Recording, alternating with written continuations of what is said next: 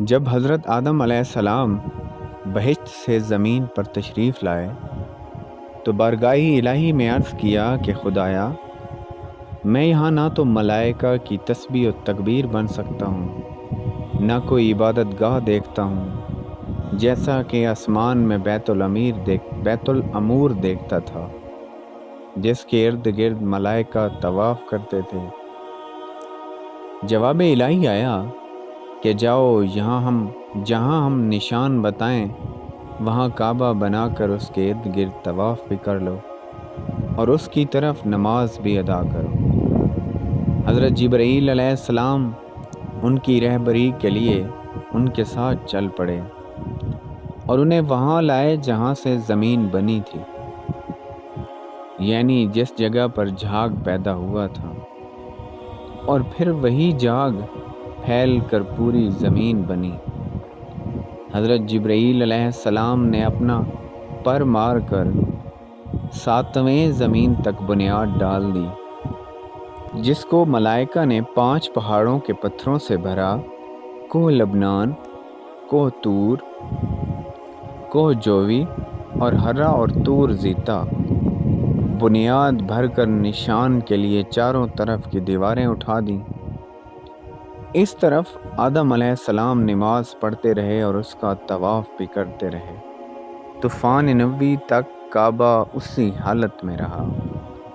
اس وقت وہ عمارت تو آسمان پر اٹھا لی گئی، یہ کعبہ کی جگہ اونچے ٹیلے کی طرح رہ گئی، مگر لوگ پھر بھی برکت کے لیے یہاں آتے تھے اور آ کر دعائیں مانگتے تھے۔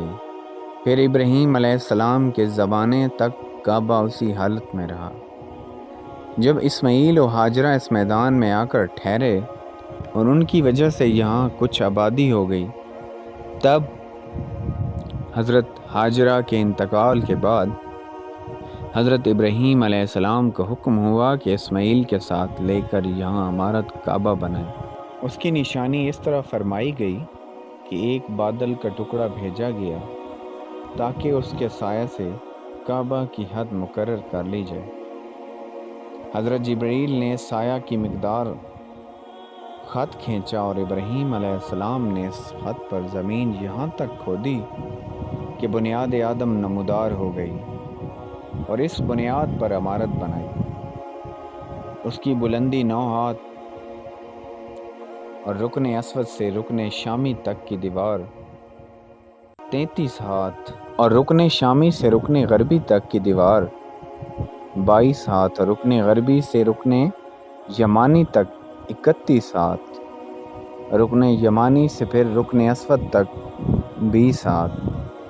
لہٰذا اس وقت یہ کعبہ مستطیل کی شکل تھا۔ حضرت ابراہیم نے خانہ کعبہ کے اندر ایک تغار سا بنایا تھا جو مثل خزانہ کے تھا کہ کعبہ کے لیے جو کچھ نظر تحفہ میں آئیں اس میں رکھے جائیں گے۔ اس کے دروازے 2 تھے، ایک داخل ہونے کا، دوسرا نکلنے کا، اور کعبہ بنانے والے خلیل تھے۔